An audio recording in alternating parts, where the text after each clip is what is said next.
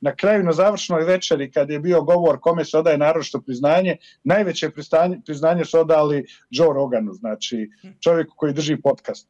Demokrate očigledno nisu imali šta da ponude. Blagoslovi i prokletstva, moja knjiga kompletno upravo o tome govori. Dakle, šta izabereš, Bog je postavio, stavio ti i ti sam imaš da izabereš. Dakle, imaš slobodnu volju. Kad uzmeš tu eskatologiju, kad vidiš da se on već nalazi na zemlji i kad uzmeš biblijsku i vidiš ko se nalazi na zemlji, sasvim ti je jasno dovoljno da uporediš 2 i 2, da vidiš kako to funkcioniše i koga oni čekaju.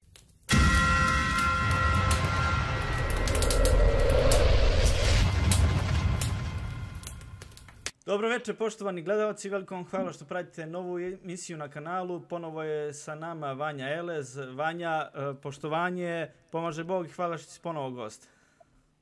Bog ti pomogao, hvala tebi i pozdrav svim gledalcima tvog kanala koji prate i koji su tu vjerni gledalci, jer to je najvažnije i moram svi da pozovem da podrže kanal i donacijama, da se ne stide ako već plaćaju državne medije, neko odvoje bar toliko i za patriotske kanale i da nešto pametno, ne mogu samo neprijatelja finansirati. Apsolutno se slažem, iako se nismo dogovorili da ovo kažeš, ali eto, hvala ti na tome i apsolutno... Moram vidjeti, zato što je kod mene takva situacija, ja ne bi ni film završio, ne bi ni ništa da nije donacija i moram reći da je puno više donacija iz inostranstva nego iz same Srbije, ali to govori o nama ko smo, gdje smo, šta smo i koliko ljudi žele zaista da čuju isto. Mnogo ti hvala, Vanja. Evo za početak, bili su ovi izbori u Americi, ti si napravio i uživo uključenja, doli su ti eminentni gosti. Reci mi, šta ti misliš sve okupno o samoj pobjedi Trumpa, da li si to iskreno očekivao i da li možda ta sama pobjeda Trumpa, da li možda ima i neke refleksije na Bibliju i ta posljednja vremena? Pa radili smo tu emisiju, meni je vrlo interesantno bilo da je, kad smo radili recimo tu analizu, ima tamo Todor Vulić, ne znam ako si pratio, on ima neke brojeve koji se ponavljaju, neke intervale u istoriji, onda je interesantno bilo da se pogleda u istoriji da li je bio neki američki predsjednik koji je bio predsjednik pa nije bio pa se ponovo vratio.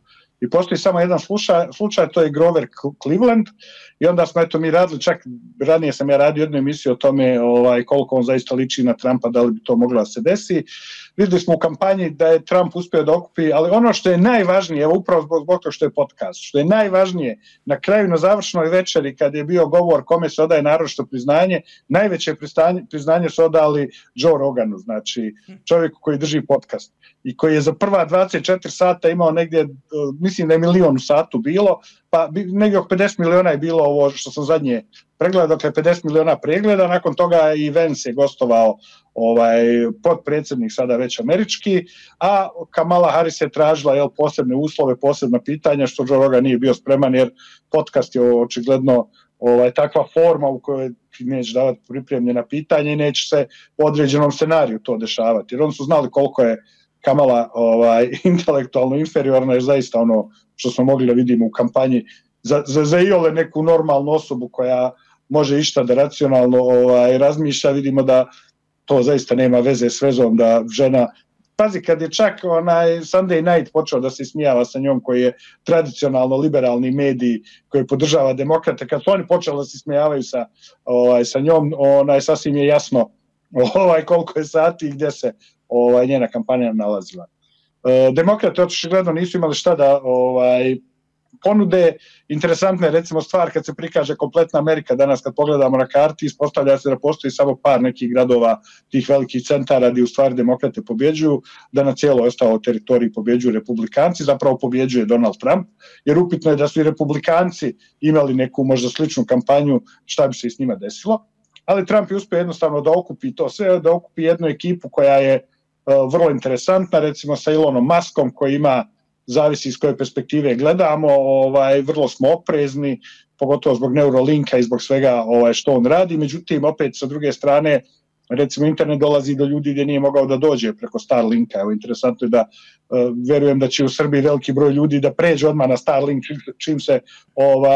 čim se bude uključio, zato što onda neće biti cenzure ove koje imate, da ne možete izaći na određene sajtove i to sve što država radi, preko Starlinka ćete to moći svakako. Sad je pitanje kako će se država s tim izboriti, da ne govorimo o ruralnim nekim predelima gdje je zaista nemoguće dobiti bilo kakav kvalitetan internet, tako da Eto, možda i na Zlatiboru gore, ovi po katunima, ovi gore da se konačno priključe na internet. Pošto katuni nisu povezani, tako da će i to biti moguće. Što se tiče toga, ali ima, kažem, dvojaku ulogu, zato što ovo što radi sa Neuralinkom i priključivanje, povezivanje, to jako liči na ovo proročanstvo i na ovo posljednje biblijsko proročanstvo što sam ja objavio u svojim romanima i opisao. A što se tiče samog Donalda Trumpa, ispostavilo se da ja sam malo bio sumnjičav zato što prosječan američki glasač nije, kao što i kod nas, što kažu, prosječan glasač nije Bajaga, već je više Era Ojdanić, tako da je imao jednu dobru opasku Michael Moore, čuveni režiser američkih dokumentarnih filmova, koji je rekao, kaže, ali vi ne znate na izborima glasa pola žena. Dakle, oko 55% je žena u Americi po statistikama. A one gledaju samo kako je Kamala izašla, šta je obukla, kakvi su je nokti, apsolutno nikakva poruka koju ona šalje, njih ne interesuje. Dakle, najveći dio tih žena, onih žena i Seksi grad, koji su napravili Seksi grad najpopularnijom serijom, i to su te žene. To što Donald Trump se trudio da neke teme iznese u fokus, zaista većinu populacije ne interesuje. Većina populacije, evo, interesantno, ja sam imao na svom kanalu pitanje, referendumsko, kako se kaže, pitanje, šta mislite ko je kriv za stanje u jednoj državi? Da li je to narod domaći, da li su to strani centri moći ili je to domaća vlast? I skoro 50-50, mislim danas od 400 nekih glasova da je 48% narod, da je ovako 20% strane centri moći, a 30% domaće vlasti. I sad, kad ja razmislim o tome i kad pogledam, zaista mi nije jasno kako ljudi misle da je neko drugi odgovoran za njihovu sudbinu. Jer to se suštinski kosi sa biblijskim modelom, gdje u biblijskom modelu ti imaš slobodnu volju. I čim je neko drugi odgovoran za tebe, ti nisi slobodan. Znači, ti si rob u nekom smislu. Ili si nečiji sluga, ili si dobrovoljno odlučio da si rob. Stalno se spominje pitanje, upravljaju svi strane banke, ali mi smo imali 90. naše banke. I naš narod i naši radnici u tim bankama i preduzećima su odlučili da za jedan ručak prodaju firme u koje su investirali 50 godina. Ili su neobrazovani, neuki, to su iskoristili mešetari i vlasti, ali vi ste imali šansu da ostavite svoje firme, velike gigante koji su bili, da ne govorimo Energoinvest, Union Invest, proizvodnja oružja, avione smo proizvodili, kamione, FAP, Priboj, pa zaista ozbiljna industrija. Sve je to odšlo za kikiriki. I sve su to morali radnici tih fabrika da urade. E sad, onaj ko se uvijek poziva na odgovornost nekog drugog i ko će vam uvijek reći neko drugi kriv, to su uglavnom adolescentni, pubertetlije, djeca, do predškolskom uzrastu. Tako da mi vidimo da u našem narodu, čak onima koji gledaju moj kanal, koji su opet jedan, da kažemo, drugačija klasa ljudi koji razumiju situaciju sa pelcovanjem koja je bila i sa svim, da i oni čak smatraju 50% njih da je neko drugi odgovoran za njihovu sudbinu. Oni su tu da ustanu ujutro, odu na posao, neko je dužan da im obezbijedi posao, da im obezbijedi hranu, da im obezbijedi sve i oni su klasični konzumenti. Kad se ponašaš kao konzument, možeš očekivati da dobiješ proizvod. I ništa više. Jer nisi spreman ništa da uradiš, ni za što da se izboriš u životu. Tako da je to jedna od ovih poruka i mi vidimo, neformalno smo pričali prije emisije, na protestima vidimo da se pojavljuje gomila ljudi. Zaista ovaj tragični događaj u Novom Sadu koji se desio pokazuje svu suludost tog sistema kad smo sve prepustili drugima. Ono što je meni naročito bilo značajno, što sam pričao i sa Miroslavom Parovićem u emisiji, baš to što smo radili izbornu, kako je moguće da je toliki broj inženjera, doktora nauka sa građevinskog fakulteta 3 godine prolazio pored te zgrade, dekana, i niko nije primijetio šta se tu radi i kako. Pazi, zainteresovalo me, ako si ribar, ako se baviš pecanjem, pa ide emisija o pecanju na televiziji, pa tebe zainteresuje da vidiš šta se to radi, kakav je novi mamac, šta. Ako si pčelar pa se baviš, pa neko napravi nova matica, nova, pa se zainteresuješ. A ovi ljudi svoju djecu šalju svaki dan tuda da prolaze. I niko od njih 3 godine nije bio tu, odjednom su sad svi pametni. Svi znaju za ankere, svi znaju za... Sad kad se sve desilo, sad su svi ti inženjeri prepametni. A ja mislim da su svi oni sa vlasti zajedno odgovorni za ovo što se desilo. No, ajde da se vratimo, kažem opet, narod izlazi na ulicu, 2 godine sam bio po protestima i prvi put smo hapšeni u Novom Sadu bili zaista na protestu za slobodu, kad je bila da budemo svi slobodni. Naravno, tad nije bilo ni jedan televizije, ni cijele ove hajke, ni danas, ni Novi S, ni nikog od tih medija nije bilo da nas podrži, ali sam zato ja organizovao ljude iz dijaspore, pa smo uspjeli da izvadimo djecu koja su pohapšena na isti ovakav način iz zatvora. Ali je stvar bila u tome da ljudi odlučuju da neko drugi preuzme. Onda ti dođeš na protest, tu se pojave 1000 ljudi i odjednom svak počinje da priča neku svoju priču. Dakle, kao da nema zajedničkog cilja. Znači, od, ne znam, neformalno, sunglazera, vegetarijanaca, rojalista, samo ovako, svaki isključiv u svom pogledu, a kapacitet mu je da dovede sebe. Znači, kad krene glasanje, nije u stanju ni svoje iz kuće da dovede. Ali ima revolucionarne ideje da će sve da okrene. Suština vlasti jeste upravo u tome da se organizuju ljudi kao interesna grupa i ako zaista ta grupa ljudi i tih 200.000 nema zajednički interes, od toga nema ništa. Vidjeli smo da režim ima zajednički interes, oni ostvaruju i čak po Božjoj pravdi to mora da bude tako.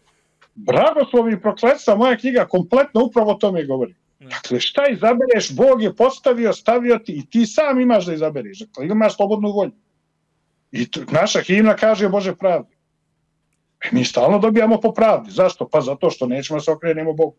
Nećemo mi sebe da promijenimo, nećemo zajednički. Ja sad gledam, opet tamo po komentarima ostavljaju komentare stavljaju pa su u crkvi čuli pa vlasti su od Boga date. Vlasti su po Božjem dopuštenju, a ne od Boga date. Velika razlika. Ali onda odeš u Mojsija, 4. knjiga, mislim da je 24. glava, pa kad kaže kad vladari radiše naopako, Bog reče objesi ih prema suncu.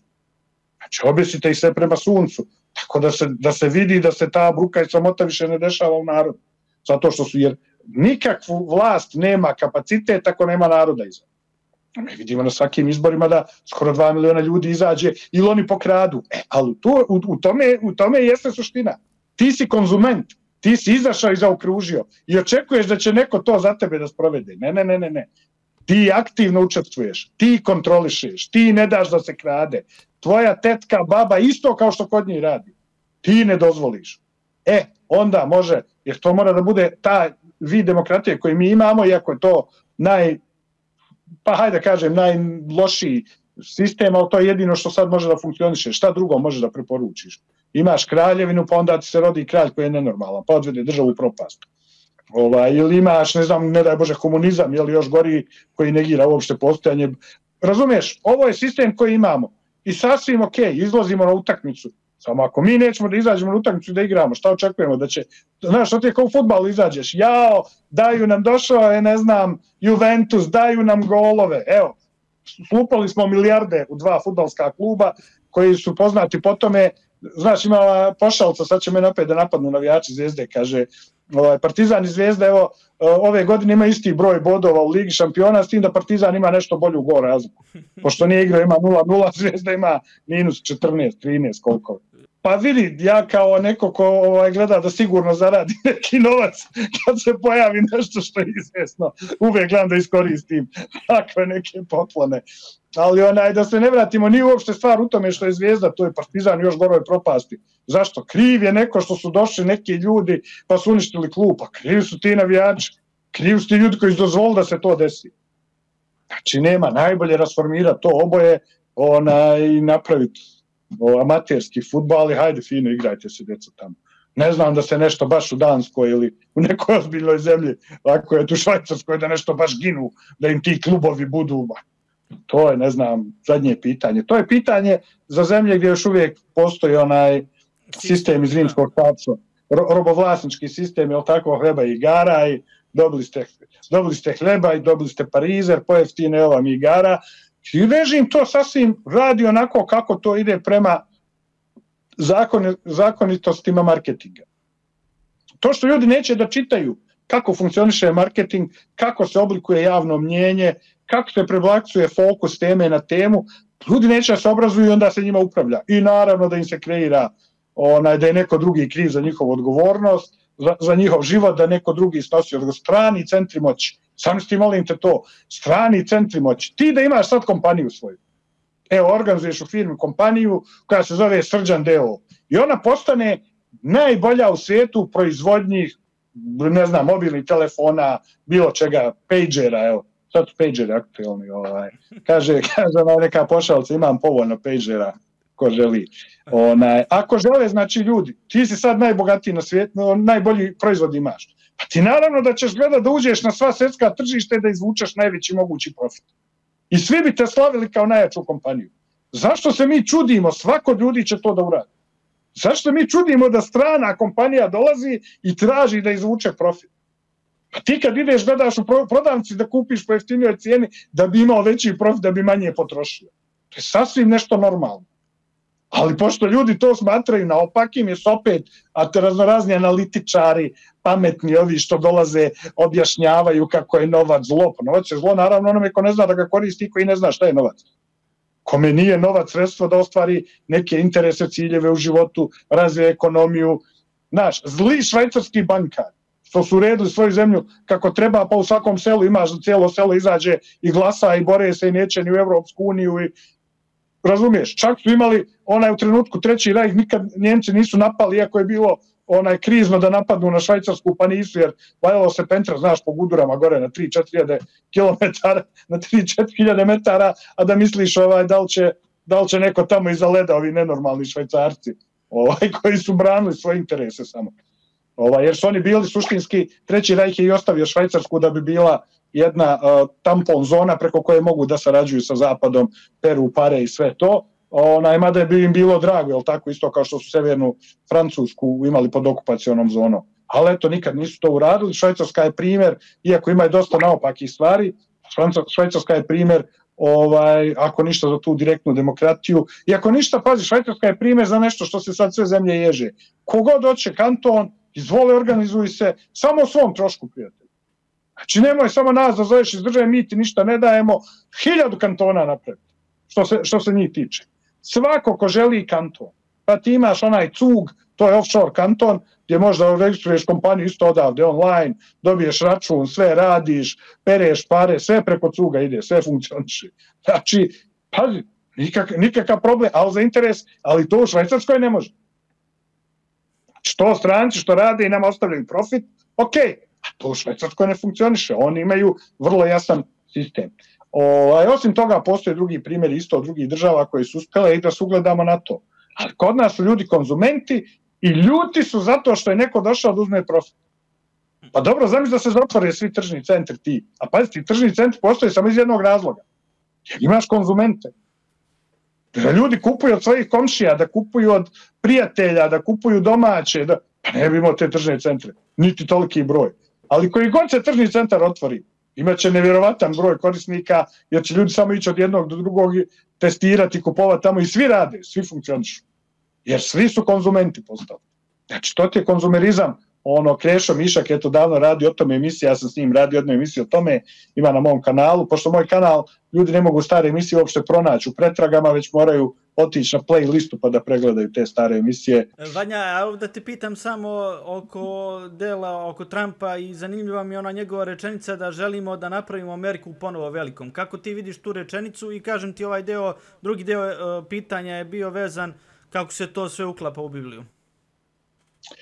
Što se tiče to Make MAGA ili Make America Great Again, dobro, to mi je stara floskula bila i svakako koliko je Amerika potonula i koliko je postala u mnogim segmentima zemlja trećeg svijeta, prosječnom Amerikancu, bar onom srednjih godina koji se sjeća šta je Amerika nekad bila, recimo Amerika kao vojna sila je prestala da bude posle Sirije bilo kakav faktor, sad su se drugi igrači tu uključili i on zna da je to došlo u veliko pitanje je da li Trump to može da zaustavi, jer došlo je do nekih tektonskih pomjeranja, međutim s Amerikom kao najvećom nuklearnom silom i vojnom silom se uvijek mora računati, a najopasnije je ranjeni lav, tako da ja verujem da iako on dolazi sa pričom i prvi put mu je kampanja bila mirovna, prestanak ratova i sve, da ovaj put ipak neće moći da izbjegne sukobe i da će vrlo brzo doći do sukoba i sa Kinom i sa Rusijom, naročito oko Bliskog istoka, jer suština je da sukobi koji se dešavaju, upravo ovo zbog biblijskog proročanstva, se dešavaju na toj eskatološkoj ravni, da su ovo sukobi koji se dešavaju oko Izraela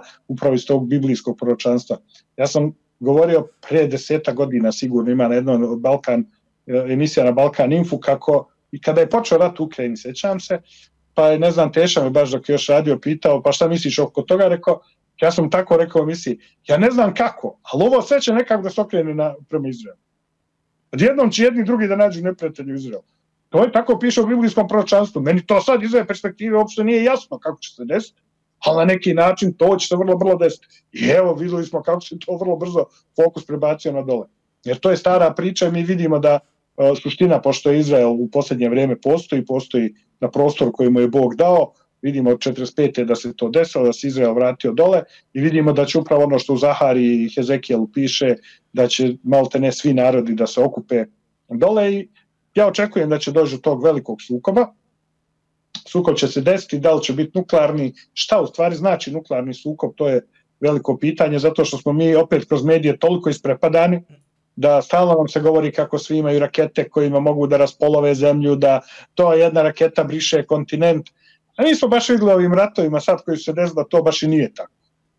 Vidjeli smo da su iskoristili jedni i drugi rakete, da nema toliko tih raketa. Evo, interesantna je stvar, ovi pro-hamasovski mediji u Srbiji, to je Informer, Pink, znači to sve hamasovski mediji. Hamasovski mediji su, misleći da time čine uslugu valjda ruskom uticaju, počeli da zagovaraju stalno taj priču protiv Izraela, podršku Iranu i tu su gomile nekih, ja vidim zato što kad listam tamo stalno su ti naslovi bombastični. Iran ima toliko oružja, Iran. Ispostavilo se da Izrael kad je odgovorio protiv Irana, podigao je preko 150 aviona. Nijedan nije srušen. Pazi, na Srbijom je NATO letio, mi smo svaki par dana obarali neki avion. Ovdje nijedan nije srušen. Ispostavilo se da malte ne protivvazdušna odbrana Irana više ne postoji. Dakle, to je... sad, Trump će u svakom slučaju stati iza Izraela kao države. Ja sam pričao i radio emisiju, intervju baš s Eliezerom, ovaj trenutni režim koji je u Izraelu, dakle Bibi Netanjahu, on je i pre izbora sami bio u posjeti jednom i drugom kandidatu. Sa Kamelom je imao odvojene izjave, dakle nisu dozvolili da on izađe sa Kamelom na izjavu zato što su svjesni šta je spreman da uradi, a sa ovim Trumpom imao privatni razgovor, zajednički ručak na tamo gdje živi Trump, tako da je to prijateljski odnosi. Očigledno je sam Trump je rekao da će pomoći Izraelu da se izbori sa terorizmom i svakako da će to uraditi. Ne mora to da bude samo vojno rješenje, dovoljno je da se odsijeku izvori finansiranja koje je Demokratska stranka obilato davala, pogotovo Gazi i Hamasu. Samo u 2 godine, od 2021. do 2023. mislim da su, ne, kad je korona bila 19. 21. otprilike u tom periodu, u 2 godine preko $2,5 milijarde iz američkog budžeta je odšlo samo u Gazu. I kada je IDF ušao, IDF kako se zove, izraelska vojska, kad je ušla odmah u prve zgrade u Gazi, šta su našli su Hamas projektile koje NATO koristi. Dakle, nisu našli ruske i kineske odmah, nego su našli odmah američki. Tako da je sasvim jasno, ovi za 4 godine nisu izgradili ni jednu novu školu, ni jednu novu bolnicu, već su izgradili 500 km tunela. Tako da nemoguće da američka administracija nije to znala, nemoguće da nije podržavala, a kao što vidimo mi u posljednje vrijeme, Izrael će ostati bez saveznika. Najinteresantnije je da najveći saveznici Izraela trenutno su sunitske muslimanske zemlje koje se nalazi oko Izraela. Saudijska Arabija, Jordan, onda ne znam, hrišćani u Libanu, malo ljudi zna hrišćani u Libanu. Ja sam gledao neki dan video, to je prosto nevjerovatno, znači dešava se bombardovanje, Izrael bombarduje Hezbolah u Libanu, u samom Bejrutu, a na krovu jedne zgrade ovi roštiljaju hrišćani zato što znaju da neće biti bombardovan njihov kvart. Nego tačno znaju, jer u samom Bejrutu dok je bio rat, malo ljudi, sad pogotovo mlada generacija ne zna, Bejrut je bio podijeljen zelenom linijom razdvajanja 15 godina, jer su s jedne strane bili muslimani, sa druge hrišćani, jer su oni ratovali. Interesantno, kad god pogledate danas i vidite Hezbolah, nigdje nećete vidjeti zastave Irana kod Hezbolah, samo ćete vidjeti žute zastave Hezbolah. A znaš zašto nećeš vidjeti zastave Libana? Pa zato što na zastavama Libana, onaj kedar koji stoji, to je zastava hrišćanske partije u Libanu. I to je simbol hrišćanske stranke koja je neprijatelj Hezbolah. I čak je Gamael koji je predstavnik u ovome libanskom parlamentu tražio razoružanje Hezbolah. Ali to nećeš vidjeti u našim medijima, zato što oni imaju agendu isto kao i ovi raznorazni analitičari raznorazni ovi praznoglavi Lučićevci koji ti stalno pričaju gluposti, zaglupljuju srpski narodi. Dogod je gledanost na takvim kanalima i u tim podcastima takva, na Balkan Info i kod Lučića, dijagnoza srpskog naroda je propast, pa tako. Tačno će gledalci možda znaju kad se popravio, kad se ti kanali ugase, odmah će se popraviti i situacija. Vanja, da te pitam, kad će Srbi konačno da kažu nećemo više nikakve idole, nećemo više nikome da verujemo samo Bogu i da se sklonimo od sve te idolatrije, tih lažnih idola i proroka i ostalo? Pa ti sad očekivao da se desi vaskrsenje srpskog naroda odmah. Ide, to je polako proces, treba nova generacija, dostojna nasljedstva. Ja se u posljednje vrijeme sam zaista vidio u tvojoj mlađim generacijama par svijetlih primjera i nadam se da na vama može nešto da se desi, jer na mojoj generaciji definitivno ne može. To je generacija konzumenata, ljudi koji su navikli da odaberu da ili ne. Znači, maksimalan napor koji mogu da ulože je da kliknu ili da scrolluju na TikTok, to je maksimalno što oni mogu da urade. A bilo kakva aktivnost, doviđenja, prijatno. Tako da vrlo malo kreatora ima. A ja inače se družim u svom okruženju, imam ljude koji se zaista bave nečim, realizovani su u životu, kreiraju nešto, prave, koji se može nešto naučiti. Tako da se samo s takvim ljudima družim. A svi ovi koji imaju svoje mišljenje, pazi, imači mišljenja. Znači, zanimanje imać mišljenja. Znači, ti imaš mišljenje, na čemu je zasnovano? Pa nisi sposoban o sebi da se brineš, ono što kažeš, znaš, danas sam pričao doživlja jednom prijatelju, kad smo bili na skupu jednom, tad se Dveri formirale i tad je bila velika ideja i ovdje u Novom Sadu i bili smo na nekom sastanku, posle prvog formiranja se vidi ko je tu ko i sad tu malte ne postalo psihijatrijski slučaj, dolaze ljudi ispričaju svoje probleme. I onda jedan od njih kaže, ja radim 13 mjeseci, nisam primio platu. Kaj imaš ti djece? Drugi mjesec kad nisam primio platu. Ne ideš na posao na kom ne primaš platu. Ne, on 13 mjeseci redovno ide i ne prima platu. I to je sve u redu. Sad zamisli ti kakav je to mentalni sklop. Šta misliš, kako su po tebi prikazali recimo egzorcizme u onim filmovima? Da li je ono onako autentično, kao isterivanje đavola i ostalo? Šta misliš o tome? Pa pazi, ima slučajeva gdje su ljudi baš opsjednuti raznoraznim stvarima, pa kad se onda suoče, jel tako, s nečim, onda zaista onako reaguju. Postoje te neke stvari, međutim u filmovima je to naravno pretjerano, dovedeno je do ekstremizma i svaka religija i religijska organizacija se trudi da prikaže kako su oni jedini ti koji istjeruju demone, đavole, raznorazne i stalno prikazuju te neke zaista ekstremne psihološke poremećaje kako se oni kao bore s njima. Interesantno je recimo meni što ti stalno u tim filmovima recimo imao stalno vampire, jel tako? I vampiri se, to je kao duhovni poremećaj, njega je đavo obuzeo, on je vampir, vukodlak, šta ja znam sve šta nema u tim hororima, ali rješenje je srebrni metak. I sad ti kad uđeš u suštinu logički kažeš ovo je duhovni poremećaj koji bi se morao rješavati duhovnim nekim pitanjima, stvarima, ali ima srebrni metak koji to rješava. I ti vidiš to odmah nelogičnost. Znači, to je nešto što je nelogično, što ne može tako, ne može da funkcioniše. Tako ti isto je u tom egzorcizmu, znači oni imaju neke predmete, neke stvari od koji će kao demoni da bježe, a suštinski demoni mogu da bježe od svjetlosti samo, dakle, kad ti imaš svjetlost nekoga koji je okrenut Bogom, a ne nekoga ko se pritajio samo pa se pretvorio da je nešto riješeno. Postoje, recimo, to interesantno, svi koji to žele da vide malo dublje, da pogledaju TV evanđeliste u Americi, koji dolaze i kao liječe ljude na stadionima, to su stotine izliječeni, odjednom svi prohodaju, progledaju, mislim, radi se naravno uglavnom o prevari, ne kažem da nema slučajeva gdje se to zaista dešava, ali suštinski to ne funkcioniše tako i svi oni koji zaista znaju, imaju, spoznaju Bogu, znaju da to tako ne funkcioniše. Uglavnom, ne kažem, ima ljudi koji su zaista okrenuti Bogu, kod koji kad dođete vidite da zrači mir iz njih, naročito u manastirima možete da dođete do ljudi koji su isposnici, koji su zaista posvećeni Bogu u duhu, ali od ovih nekih, ne znam, gradskih popova nemojte zaista da očekujete. Mi smo vidjeli da sve što se naopako dešavalo, što smo mislili samo da ima u nekim drugim, u katoličkoj crkvi, nekim drugim, da sve ispostalo da postoji kod nas. Pogledajte vozne parkove, što je rekao patrijarh Pavle, šta bi oni vozili da se nisu na skromnost odlučili, tako da sve je jasno i narod koji trpi takvu crkvu koju trpi, te devijacije jasno pokazuju kakvom je stanju narod.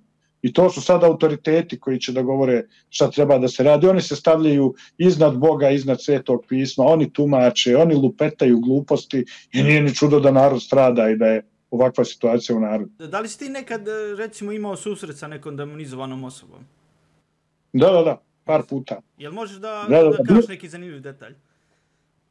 Pa bilo je par puta slučajeva kad su ljudi dolazili gdje su to je psihički poremećaj, međutim kad ti njega dovedeš na duhovnu ravan ti vidiš da te tačno gleda u oči. Znaš, tačno postoji. Sad, ja to nisam u principu za teza kao što to većina hrišćana tumači, to demoni pa na taj način, to su duhovni poremećaj, to je zaista što mi imamo u sebi, jer ljudi hoće da, pogotovo u hrišćanstvu, da prebace. Također, vidi, hrišćanstvo ti je jedan od glavnih stvari gdje je krenula ta priča da je neko drugi kriv. Dakle, u tim hrišćanskim dogmama. Neko drugi van mene je kriv. Obuzeo me demon, đavo, i onda je to, znaš, kao isprika za sve stvari. Međutim, ti si odgovoran za svoj život. Ti da nisi pustio kanal, ne bi kroz koji kanal moglo da te negativne sile djeluju na tebe. Tako da sve je do tebe i kako se očistiš, kako očistiš kuću, kako očistiš sebe, tako i ta stvar ne može više da te obuzima. Kako ti imaš zdrave navike i kako se okrenut Bogu. Jer kad se priključiš na Boga kao utičnicu, kad svijetliš, ne može nikakva tamna, znaš kako kaže, to je divno u Bibliji, i svetlo kog tama ne obuze. Jer tama ne može svetlo da obuzme. Ti svetlo vidiš na veliku daljinu. Iako je u tami. Tako da je upravo tako, znači ako ti svijetliš, nema šanse da te obuzme nekaj. Ako zdravo živiš, ne može bolest ništa da ti uradi. Ako nezdravo živiš, normalno je da može. Tako da su to vrlo jednostavne stvari, vrlo praktične, u životu provjerljive, ali ljudi jednostavno neće tim da se bave i puno im je lakše da odu i da čekaju.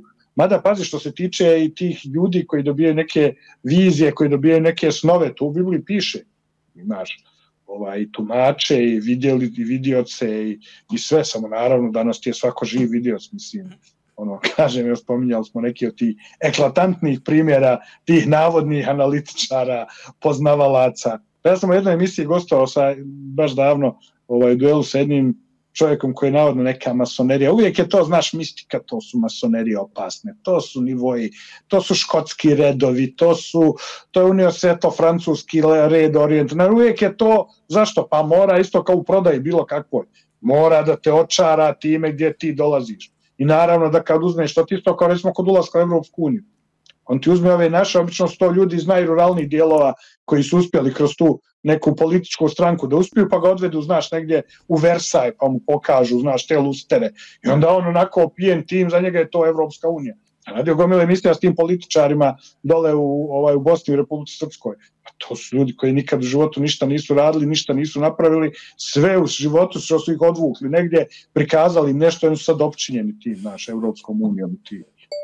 A to je strašno, zato što tu ne postoji nikakva duhovna, ono što je rekao divno Nebojša Glogovac u onom jednom intervju, naravno šta te nervira u životu, kaže, ljudi koji nisu sposobni nikakvu vertikalu i nikakav osjećaj o životu dublji da imaju, nego su na nivou use, nase i podase. Ja sam to u oba romana naravno što apostrofirao, to su ljudi koji su dovedeni na nivo stoke, a zašto? Jer stoka se čipuje na kraju, da se odredi čija je stoka. I upravo kad dovodiš narod na nivo stoke, nemaš drugo ni da imaš, odgojio si ih kao stoku. U Bibliji kaže, na primjer, da će u posljednje vremena ohladniti ljubav mnogih ljudi. Da li ti smatraš da danas postoji, da kažemo, nedostatak te empatije među ljudima, jednostavno kao da su ljudi ravna linija, skroz, ravnodušni? Ti postoješ u mladoj generaciji, novoj generaciji, ako ju gledam, imaš oni su odvojeni fizički jedni od drugih. Oni nemaju zaista nikakav osjećaj prema nekom drugom. Sve im je kreiran im je virtualni svijet. Znači oni danas da se priključe u metaversu, oni su u metaversu već. Čitav dan im je ovakav i oni već jesu u metaversu. Samo što manifestacija mora doći svojom voljom. U tome je trik i o tome sam ja drugi roman naročito pisao. Dakle, ne može to da se nametne, da se donete odluka, nego te mora ucijeniti da ti sam svojom voljom to prihvatiš. Tako da je to suština cijela i suština onoga što piše u Svetom pismu, da će zapravo da bude i taj znak je bio dat davno ranije, dakle jevrejskom narodu još u Starom Zavetu na čelo i na desnu ruku, da će biti znak i da staviš ime Gospodnje i to mora da imitira taj znak, jer sve što može da uradi imitacija, ne može da uradi ništa kreativno. A ta imitacija će da bude, jer u čemu je suština? Suština je u slobodnoj volji i u totalnoj kontroli. Znači, jedna suprotnost totalna drugoj. I on će se boriti da bi pokazao da su svi na njegovoj strani, da nema niko više na Božjoj strani. On će to da radi ucjenom i ostaje da vidimo. Jer veliki broj ljudi, mi smo vidjeli u vrijeme pelcovanja kako je malte ne pola podijeljena populacija. Onda smo sad vidjeli na primjeru Izraela kako se taj broj vrlo umanjio. Vrlo malo imaš ljudi koji su racionalno i kritički pristupili tome svemu što se dešava. Dakle, već su i mediji kreirali njihovo mišljenje. Da vidimo svugdje po svijetu kako je to kreirano i kako se u stvari to dešavalo i u vrijeme Hamana i u vrijeme, dakle, progonstva u Babilonu i u Perziji, pa vidimo kako se to dešavalo i kod Hitlera, kako se to dešavalo i u vrijeme inkvizicije, uvijek isti narativ, uvijek isti krivac, uvijek ista priča, oni svi im upravljaju, oni... I onda je sve to priprema za Antihrista na kraju, je li tako? Naravno. Pa vidi, jedina stvar koju malo galsko selo nikad nije htjelo da prihvati, to je bio globalizam. Kroz istoriju. Znači, Rim koji je bio primjer globalizma, svi su ga prihvatili, znamo koliko imperatora rođeno kod nas na našim krajevima, od Konstantina nadalje, mi se danas tim hvalimo, znamo koliko ih je bilo, ne znam, tamo Germana, koliko ovih oni, čak kad su dolazili i Huni, oni su dolazili do Rima pa su htjeli, onda su prihvatili svi rimsku kulturu jer je to bilo nešto fantastično, topla kupat, znači sve nešto što nisu vidjeli, sve su oni prihvatali, ali jedno galsko selo iz Asterixa i Obelixa nije htjelo nikad to da prihvati. Jer postoji jedan narod koji nikad to nije htio da prihvati. Postoji narod iz kog nijedan rimski imperator nije bio. Naravno, to su Jevreji. Postoji narod koji je bio toliko tvrdoglav da je imao svoju vjeru jednog boga, dok su svi ostali vjerovali u stotine bogova, u hiljade bogova. To je taj narod za koji sad razni hrišćani tvrde, tumačeći muslimansku, islamsku eskatologiju, oni ubacuju da je to hrišćanska, zato što ne poznaju ono što piše u Svetom pismu. I onda povedeni ovim što se dešava na dosta ovih islamskih kanala, najviše islamističkih, gdje se stalno govori, ja sam radio čak emisiju tu o Mahdi u hadizima, što se spominje da dolazi sa Korasana, crne zastave, koje će napasti, doći u Izrael, koji će ubiti Dežal, Antihrist, pa kad uzmeš tu eskatologiju, kad vidiš da se on već nalazi na zemlji, i kad uzmeš biblijsku i vidiš ko se nalazi na zemlji, sasvim ti je jasno da uporediš 2 i 2, da vidiš kako to funkcioniše i koga oni čekaju. I naravno oni svi u toj eskatologiji Jevreji će prihvatiti Antihrista. Ti kad čitaš Bibliju, vidiš da ostane mala grupa ljudi koja neće da ga prihvati i cijelo čovječanstvo koje ga prihvata. A ti kroz istoriju imaš male Jevreje koji nikad nisu htjeli da prihvate ni Antioha Epifana, ni Rimsko carstvo, ni ne znam sve što se dešavalo i sad nas neko ubjeđuje da će oni sad da prihvate. Sad će oni da prihvate i oni će biti većina čovječanstva. To je nelogično. Tako da šta god pogledaš iz te perspektive, ali interesantno je da se ti analitičari po televizijama pojavljuju, dugo vremena su oni dok je počeo rat u Ukrajini i Rusiji to tumačili na borbi slobode i sve ovo da je to samo fizički, znači rat nastavak, dakle hladnog rata i sve, ali odjednom počinju da upliču eskatologiju, oni koji blage veze nemaju o tome, lupetaju gluposti, ja ih gledam od onih Bokana, od onih ne znam, ko se na televiziji, pazi, ja nemam televiziju, meni izleću ti klipovi, ali to pošto meni dijele moji prijatelji, oni memove prave od toga. Tako da ja stalno gledam te memove gdje postoje mimove zapravo, evo, mimove, da. Gledam te mimove sa gomilom ti neki budalina koji lupetaju glupostima, blage veze nemaju. Ali njihov cilj je zajednički. Dakle, veliki novac je država i režim uložio da narod drži glupim i zatupljenim. Jer su oni predstavili zapadu glup narod koji je najjeftinija radnička klasa na svijetu. Mi imamo jeftinu radnu snagu jer nam je glup narod, a mi imamo medije kojima će ga zaglupljiva da bude još gluplji. Tako da jedina neka nada je mlada generacija koja je otvorena i vidi druge neke izvore i dijaspora naša u kojoj je sad posljednje vrijeme otišlo dosta mladih koji ipak razumiju neke stvari, nisu na tom nivou. A ovo što je ostalo ovdje, mislim, katastrofa, kažem. Ja vidim u trećoj rečenici s ljudima kad pričaš, tačno vidiš koji kanal gleda, koristi izraze koji se koriste na tom kanalu. Znači, toliko je mi ispravan mozak, ali ne ušti čovjeku reći da mu ispravan mozak. Znači, on to ne vidi, on gleda to iz svoje perspektive. Znači, on je gledao na televiziji. Ja se sjećam stari ljudi kad su nekad govorili, kad su bila 2 kanala, pa kad ti nešto kažeš iz svoje glave, on kaže, pa gledaš ti televiziju. Znači, argument je, bilo je na televiziji, mora da je tako. Izvini, Vanja, govorili su za Goebbelsa da je najnegativnija ličnost propagandista klasičan, a ti vidiš danas sve medije, oni su gori od Goebbelsa 100 puta. Goebbels je samo primijenio ono što je Bernays napisao u svojoj knjizi. Dakle, Bernays je napisao knjigu Propaganda koja je osnova, Goebbels se toga pridržava, naš režim, svi režimi, svi se toga pridržavaju. I naravno da oni time mogu da upravljaju zato što većina ne zna da su pod programom. Jer kako se zove na televiziji? Zove se program, tako? Zašto? Pa zato što je programiran. Pravi od tebe šta hoće. Oni naprave šta je tema za razgovor, oni naprave šta je u fokusu i naravno narod to gleda. Oni naprave, znači kad treba skrenu temu sa fokusa, odmah ide Kosovo, ide vamo, ide ne znam, Rusija odmah, jao, izginu smo odmah. Znaš kako je Tito to radio, kako je rješavao, to mi je interesantno. Kad treba da skoče cijene, recimo, osnovnih životnih potrepština, ne znam, ulja, šećera, evo, onda, pošto država je živjela u toj takozvanoj uravnilovci, to je ta ekonomija komunistička u kojoj samo presipaš iz jednog izvora u drugi, uzmeš kredit pa krpiš koliko može, jer naravno imao si velike gubitaše, fabrike koje nisu proizvodile ništa, za razliku od toga imao si vrlo jake, uspješne fabrike i kompanije koje su radile, izvozile, zarađivale dosta novca, ali si morao i ove neke druge krajeve da razvijaš koji nisu baš. I onda si morao da prebaciš tamo nešto novca. Sad kad bi trebalo da poskupi nešto glavno, onda oni u nedelju naveče puste film Neretva, recimo. I onda ti imaš tamo 2 sata, ginu narodno-slobodlačka borba, ubiše Njemci, i onda narod u stresu, znaš, cijela Jugoslavija to gleda, u ponedeljak kao skočio je šećer, ne znam, 50%, ili brašno, ma nema veze, šuti, vidi sinoć kako smo mi izdržali, tako da ti je Neretva, Sutjeska, ti partizanski filmovi su bili penicilin za upravljanje masama. Naravno, mase to nisu znale.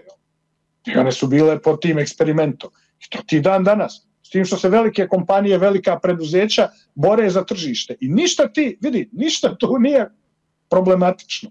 Problematično je tvoje neznanje. Kako kaže u Bibliji, izgine narod zbog neznanja. Jer ti ne znaš da se tobom manipuliše. Ti misliš da imaš svoje mišljenje, ali ga nemaš. Jer stvari posmatraš iz onog što ti je servirano.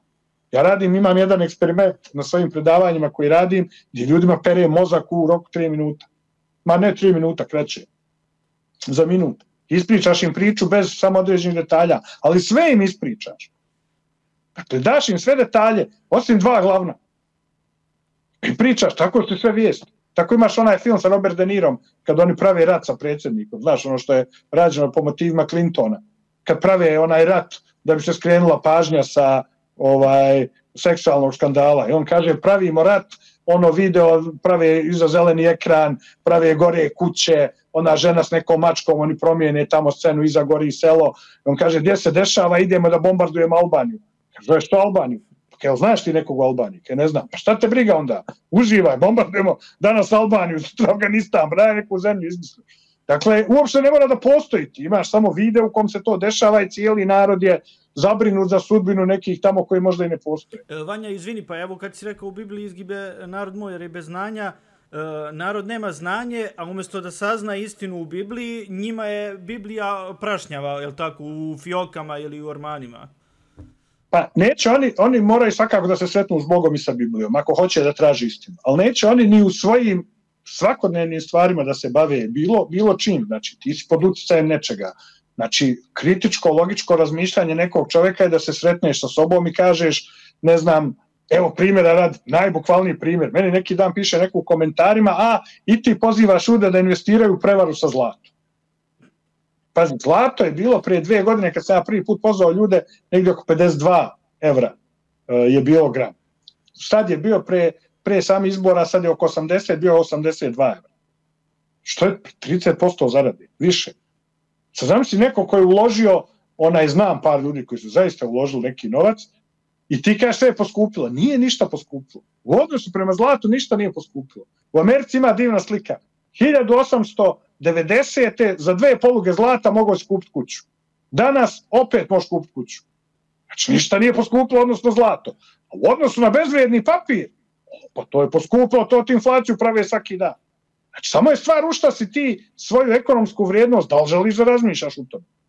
Ako hoćeš špekulaciju sa kriptovalutama, najvažnije države na svijetu, najvažnije banke, svoju ekonomsku stabilnost računaju zlato.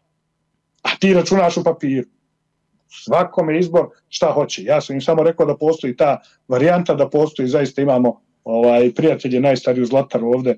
Samo da kažem, najvažnije zlato, opet da ne zaboravim, svi koji žele Sveto pismo, delimo u Srbiji, delimo u Bosni, u Hrvatskoj, Karadžić, Daničić, tvrdi poved, imam još, ne znam, 2 paketa. I evo da spomenem, ovo imao su Krešu Mišaka i njegova knjiga koja je izašla u Srbiji, izdanje, ona je već ranije u Hrvatskoj izašla, sad je doživjela svoje izdanje u Srbiji, dakle, putovati kroz vrijeme, zašto da ne. Da, kad si to već pomenuo sve, samo reci kako narod može da naruči Bibliju i o Krešimiru Mišaku i tom samom putovanju kroz vreme, šta ti misliš o svemu to? Što se tiče Biblije, Telegram grupa Vanja LS Podcast, da se jave tamo, uključe se u grupu, lako je naći na Telegramu i tamo ostave svoje podatke i mi damo distributeru ili pošaljemo ovde iz Beograda. Što se tiče Kreše je zaista genijala, neke od tema ovih upravo kojim razmišljamo i razgovaramo je Krešo prvi pokrenuo i imao zaista sjajne goste i ja sam gostovao u jednoj staroj emisiji o biblijskoj arheologiji koja je bila vrlo gledana i vrlo praćena. Tamo naravno on ima i razni dijapazon tema, je preko 700 emisija. Znači treba naći teme za te emisije da bude uvijek interesantno. Najeminentniji gosti iz inostranstva i regiona su svakako gostovali u njegovoj emisiji. I što se tiče putovanja kroz vrijeme, on se ovdje bavio raznim aspektima od toga da li je moguće, kakvi su aspekti naučne neke analize, pošto uglavnom putovanje kroz vrijeme je bilo zasnovano na Einsteinovoj teoriji relativiteta, pa su onda tu savijanje svemira, kako se može putovati, crvotočine, razne te teorije koje su kolale u teoretskoj fizici. Međutim, ja sam ga i pitao na samom predavanju, znam da je Tesla sam bio protiv tih Einsteinovih teza, pa sam ga pitao kakve još teorije, on je to sve u knjizi obradio, jer Krešine knjige su uvijek, kao što možda vidiš, vrlo velike, vrlo opsežne. On se tu bavio čak nekim, meni je bio interesantan onaj John Titor, ne znam da li si čuo za njega. Ne. John Titor, kad se tek pojavio internet, bio čovjek koji je navodno došao iz budućnosti. I on je prikazao neku kao, znači, to su još bila fotografije, kakav to je internet bio, dok se učita slika, to traje, odeš na ručak pa ti se učita slika. Ali on se pojavio upravo tad i navodno je došao iz neke godine u budućnosti i onda je zaista rekao neke stvari na samom početku koje je vrlo teško bilo za znati. Znači ima jedna varijanta sa nekim, to se zvao EPROM, ja mislim, na 386 ili XT mašinama koji on znao da će biti potrebne za nešto što se koristi. Dakle, jedan dio tehnologije koji je zaista vrlo mali broj ljudi mogao da zna za to. I on je to dao neke podatke i onda su ljudi počeli to da prate. To je u početku bilo on je ostavljao poruke pa su to ljudi išli na sajt da čitaju. Međutim, kasnije je krenuo s tim nekim proročanstvima i uglavnom su sve bilo promašaj, tako da nije ništa od toga bilo. A što se tiče putovanja kroz vrijeme, ja sam ti rekao na početku, mi ćemo kroz ovu emisiju putovati sat vremena kroz vrijeme, počet ćemo sat vremena ranije, završit ćemo sat kasnije, tako da to postoji. Sad, ovo što ljudi smatraju da se tu postavi paradoksi, naravno što oni su objašnjeni u knjizi, to je ono iz povratka u budućnost, tako imaš taj paradoks, šta ako ja odem i ubijem svog oca u prošlosti ili svog djeda ili onemogućim da se to desi. Da, onda samim tim i Hitlera, da ubiju Hitlera pa da se ne desi holokaust i ostalo. Pa, znači, postoje ti paradoksi, ali to je interesantna tema za razmatranje. Ja mislim da je vrijeme, tu sam vrlo blizak razmišljanju Velja Abramovića. U sadašnjosti, dakle, postoji samo sadašnjosti. Krešo čak ide dotle da je rekao da ne postoji prošlost, to je samo naše sjećanje. Ne postoji budućnost zato što je to naša percepcija o tome šta će da se desi, ali on kaže da ne postoji ni sadašnjost. Zato što kad kreneš da analiziraš šta je sadašnjost, ti moraš da dođeš do najsitnijeg trenutka šta je sadašnjost. I ne možeš zato što kad izgovaraš svako sljedeće slovo je opet nova neka mikrobudućnost, tako da ni sadašnjost suštinski. Isto ti je sa materijom. Kad posmatraš i kad odeš mikroskopski, kad se posmatra, ti vidiš da nema ništa. Znaš, ti vidiš 100 tvrd, ali kad odeš mikroskopski, kad posmatraš, sve što dublje ideš, vidiš da ima prazan prostor. Znaš, jezgra i elektron su vrlo udaljeni, prazan prostor. Ali pazi, budućnost ne znamo, samo Bog zna budućnost. Mi živimo u sadašnjosti, a prošlost je već determinisana i ne može da se menja. Sad, da li može čovjek možda u prošlost da ode, da samo vidite neke događaje iz prošlosti, naravno ne može ništa da promeni, to može samo da vidi šta se dešavalo. Pa vidi, to jedino ako bi ti Bog dao da odeš pa da vidiš to iz neke perspektive. Sad interesantno je da ti u Bibliji imaš biblijske proroke koji na razne kanale dobijaju uglavnom kroz vizije ili kroz snove. Jedan je pričao s Bogom samo licem u licem u Starom Zavetu, je li tako? To je bio Mojsije, zbog toga je bio različit i interesantno je recimo kada su došli pred goru, pa kada je Mojsije rekao narodu hoćete li da vam Bog direktno govori, i kad je Bog počeo da govori, da su oni svi začepili uši i rekli ti nam govori šta govori. Dakle, oni nisu, narod nije mogao da sluša uopšte šta Bog govori. Znači, tu postoji opet još jedna slika koju mi možemo da vidimo kako narod je isključen na frekvencije da ne može da sluša šta Bog govori.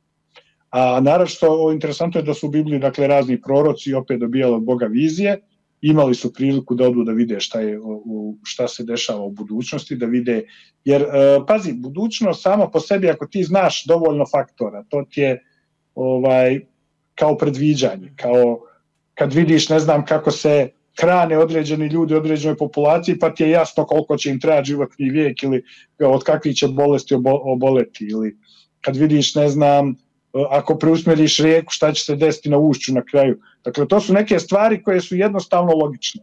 I tebi je sasvim logično da što svijet više se odvaja od Boga, da će jednostavno da gubi tu Božiju blagoslov i da će jednostavno da se ponaša kao krdo, kao stoka i da će na kraju da bude čipovan. Dakle, to je nešto što je sasvim logično kad se uzdigneš na taj neki nivo da počneš da razmišljaš iz te perspektive.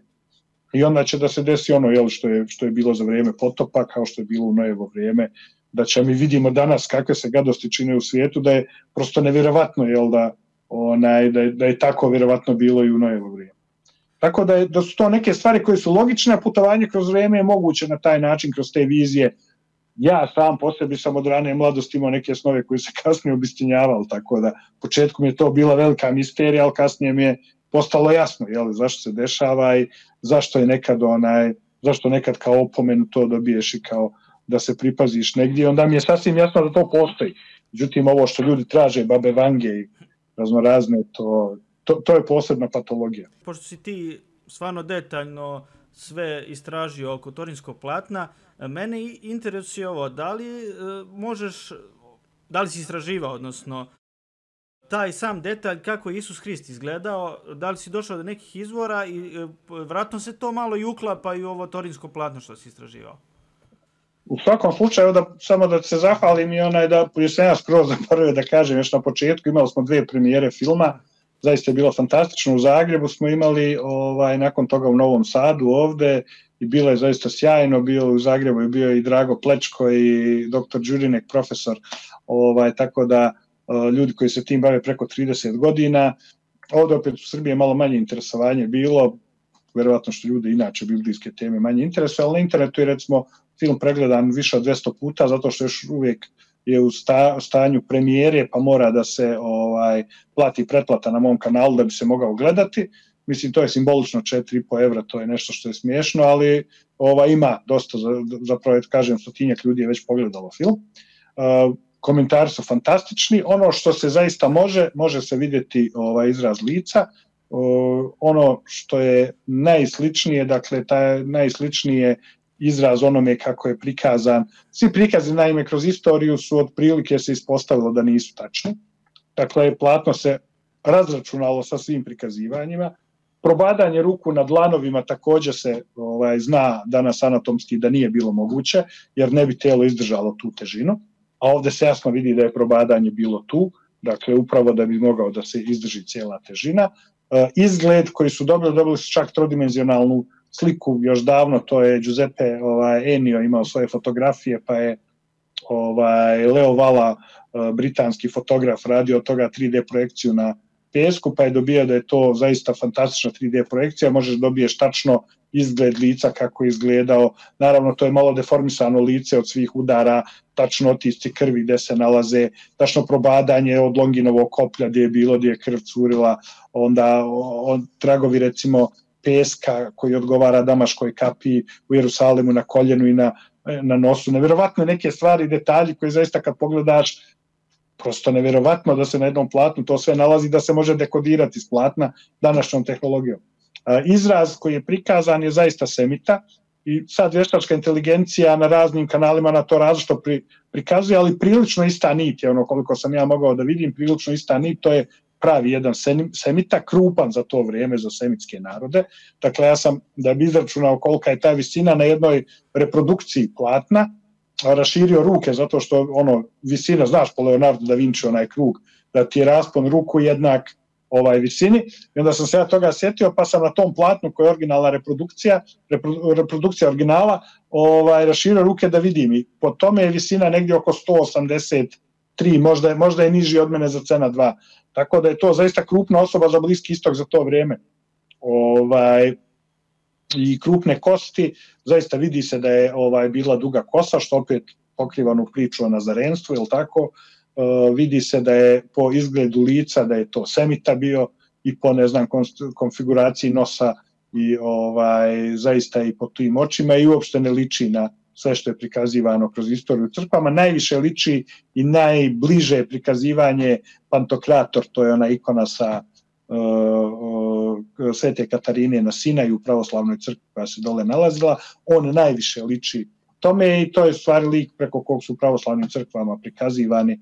A ono što smo imali kasnije da gledamo, naročito je to izraženo što je semita, što se tiče krvi, to je AB krvna grupa, što je vrlo interesantno, koja je najređa, ima manje od 1% u cijelom čovečanstvu, ali u jevrejskom narodu nje ima oko 20%, dakle 19% negde, što je vrlo interesantno. Ona bi trebala da bude i najstarija krvna grupa, zato što ona ima antigene oba tipa i A i B, a znamo kad gledamo iz biblijske perspektive da je samo redukcijom moglo da dođe do stvaranja novih krvnih grupa, nikako dobijanjem novih kvaliteta, to bi bila evolucija, tako da je sasvim logično da ako su bila oba antigena da je došlo do gubitka jednog, drugog, pa oba kod nulte krvne grupe, a ne naopako kao što se tvrdi kod evolucije da su se dobijale neke nove osobine, neki novi antigeni, jer zašto bi se stalo na 2, zašto nemamo danas 50 novih antigena, a nemamo, vidimo da ih nemamo. Tako da je to nešto sasvim logično. Osim toga na tom platnu, kažem, vještačka inteligencija je uradila nekoliko tih primjera, zato što su nekim ti 3D modelima koji su testirani još 80. godina, ima taj VP8 image analyzer koji je pravio onaj Jackson još 78. mislim, da bi analizirali, pa su radili mikroskopsko snimanje, pa su radili u kompletnom filmu, ja sam obradio to zaista koliko sam mogao u 80 minuta, jer to ne može da se satima može film da traje, da ti objašnjava sve naučne metode. Pazi, Bernie Schwartz, koji je bio jedan od fotografa, on inače Jevrej, i koji je fasciniran platnom i ne dozvoljava, iako nikad stalno su išle te teorije da on postao hrišćanin, on je u jednom zadnjem intervju rekao, ja nisam postao hrišćan, ostao sam Jevrej, iako imam mnogo glasina, ali ne dozvoljavam da neko kaže da je platno falsifikat i da je slika, zato što je to nemoguće. Neprofesionalni fotograf iz Švajcarske, i on je sate, dakle od 78. proveo uz to platno, i to je zaista nešto što je nesvakidašnje, tako da film je upravo nešto što nije postojalo. Ja sad, pošto radim film trebao bi da izbacim film o Leonidi uskoro, o bitci na Termopilu, nadam se da ću nakon toga napraviti, da će film imati englesku verziju, pa ima već nekih ideja da ide na festivale, pa ćemo eto da vidimo, a nakon premijera kad se završi bit će i premijera i bit će pušten na slobodno gledanje, pa će ljudi moći da ga gledaju. Eto, ovim putem pozivam sve koji žele da organizuju premijere u svojim mestima, koji ih interesuje, jer pazi, u hrišćanstvu bilo kakva relikvija u odnosu na platno, ako je platno original, ne može da se meri, jer platno je jedino mjesto na svijetu uz onaj sudariju iz Ovijeda gdje postoji Hristova krv. Za hrišćane to je najsvetija stvar, tako da nijedna relikvija, da ljudi ne pomiješaju to sa nekim slikama koje imaju po svojim bogomoljama ili nekim predmetima, to sve ništa prema ovome što bi trebalo da bude. Imaš li neki nove projekte? Novi projekat bi bio da idemo u Oviedo, pričao sam sa Goranom Šarićem, za sada nema donacija koje bi to mogle da ostvare. Bilo je čak problema ovo možda oko tog viznog režima, pa smo videli da je Evropska unija toliko jedna uređeno društvo, da nije uspjelo da sprovede ni tu meru kojom bi uskratila ulazak građanima sa Balkana, tak ni to nisu stanju da urade kamoli šta ozbiljnije. Tako da ako bude donacija, ako bude ljudi zainteresovani da podrže taj projekat, bilo bi mi drago da odemo u Oviedo, snimimo i Sudariju, napravimo i priču o Sudariju, ali imam, pošto ja nisam ni završio, ja materijala imam još jedno 400 fajlova koji su nemontirani. Oni se rade i to će biti jedna od specifičnih tema koje ću raditi uskoro, to je muzej, najveći muzej posle onoga u Kairu o egiptologiji. I vrlo interesantna stvar i pitanje zašto svi Egipćani koji su prikazani u tim eksponatima, dakle najveći muzej se nalazi u Torinu, egipatski posle ovog u Kairu, u kojem su doneseni nevjerovatan broj artefakata, ti prosto ne možeš da vjeruješ da su ti sarkofazi, znači iz 3 dijela od, ne znam, 10 tona preneseni iz Egipta u Torinu. Znači, to nije jedan, nego to je 20-ak, 30 sarkofaga. Ne možeš da vjeruješ ko je to radio kroz te godine. Nevjerovatno, mumije su prenešene, pazi, prenešena je, dakle, sad, to ti isto problem, to je neka osoba koja je mumificirana, u tom pesku je prilično lako da se mumificira nešto u odnosu na kod nas. I onda je neko donio to iz Egipta, napravio je pesak i napravio je originalno, na slici ti vidiš da je originalni krajolik napravio iz Egipta i donio je to i stavio ispod jedne staklene kupole. Zamisli šta je potrebno na to neku radi. Nevjerovatno. Donio su kompletne dijelove zida sa određenih lokacija koje ti vidiš, prolaziš 20 metara pored tog zida koji je kompletan prenesen. Pa zaista nešto nevjerovatno. Tkanine, sve vrste tkanina koje su korištene. Onda, zaista nevjerovatan, pa ću raditi, ali ono što je interesantno, evo, ekskluzivno za tvoju emisiju, sva prikazivanja Egipćana iz tog starog vremena, ovih starih dinastija egipatskih su crni. Nisu kao danas, ovi u tamnoputu. Svi su crni. Dakle, ti skulpture koje imaš, on je crn. Pazi, misira znači crn. Znači, dolazi iz Misira. Interesantno sad opet kad pogledaš stare mape, kad gledaš kod Herodota, recimo, kod Herodota u mapama i kad on opisuje, oni Afriku imaju samo 2 dijela Afrike, Libija i Etiopija. Znači, imaš ove mavare gore koji su malo tamnoputi i ostali su crni, to je Etiopija i Libija, samo 2 dijela Afrike postoje. Tako da je to vrlo interesantno kad se spominje baš onim proročanstvima. Ja sam radio kompletno jednu tu emisiju kod sebe u live-u, kad u Bibliji kaže dolaze Eliđani, dolaze ovi, pa što se zna na koga se misli, ali iz te perspektive, jer ja ljudima moram da dam kontekst, jer ništa ne tumačim, samo im kažem gdje je bila Lidija. Ako znaš i ako si čitao Herodota, ako znaš u to vrijeme kad je pisano, znaš da je Lidija bila taj dio Male Azije danas. Ako kažeš Libija, nije to današnja Libija, ne živi Bog, nije Bog zarobljen našim konceptima, nego je to kompletna Severna Afrika, i Maroko i Alžir, to je sve Libija bila. Ako se kaže Etiopija, nije to današnja Etiopija, to su svi crni dole ispod. Tako da taj kontekst je interesantan, da ti vidiš, ja sam radio jednu emisiju koja nažalost nije imala toliku popularnost sa Eliezerom Papom, gdje smo mi pokušali u 10. glavi ona tablica naroda, da uzmemo i da objasnimo na hebrejskom danas šta znači svaka riječ za taj narod. Jer svakako da su neke osobine određene za te narode. Tako da, recimo, nesloga je za Slovene 100%. Nema šta drugo da kažeš nego nesloga. To kad vidiš kod Slovena ne mogu se ni oko čega dogovoriti, stalno su. Imaš, znaš, te najstarije zapise, mislim da su perzijski bili o Slovenima, kažu jaki su, moćni su, sve, ali kaže navečer kad sjednu posle bitke, ni oko čega ne mogu da se dogovore, prvo se napiju, pa onda je rizik da se poubijaju međusobno. Tako da je to neka stvar koja izgleda zadata i suludo se boriti protiv toga, jer to smo i na protestima ovdje vidjeli, zbog toga svi protesti propadaju. Kad narod bude svjestan da moraju da se ujedine i da imaju zajednički cilj, onda će biti rezultata, dotad nažalost neće i morat će da trpe sve nedaće koje dolaze i sva prokletstva koja slijede. Dakle, da spomenem još Sveto pismo Biblija, svi koji žele da se jave na Vanja Eles podcast na Telegramu i svi koji žele premijeru filma mogu da mi se jave tamo. Poziva je bilo iz inostranstva, ali za sada još ništa konkretno, nemam datume, a svi koji žele da vide datume gdje će biti premijere mogu na Facebook stranici Posljednje Hristovo djelo, jer tako je naslov filma. Naravno, Vanja, sve te informacije ću ja staviti u prvi pinovani komentar ispod ovog intervjua. Mnogo ti hvala na ovom intervju, bilo je kao uvijek veliko zadovoljstvo pričati sa tobom na razne teme. Hvala velika, bilo je veliko zadovoljstvo na jednom ovako slobodnom i pametnom kanalu gostovati, jer ja sam zaista proredio svoje gostovanje, vide ljude da mi ima baš retko, samo sad u svrhu promocije filma, na mom podcastu odabrana elita može da se informiše o stvarima koje mene interesuju. Drago mi je, brate, od srca što je to tako, a vama, poštovani gledalci, veliko hvala što ste gledali novu emisiju.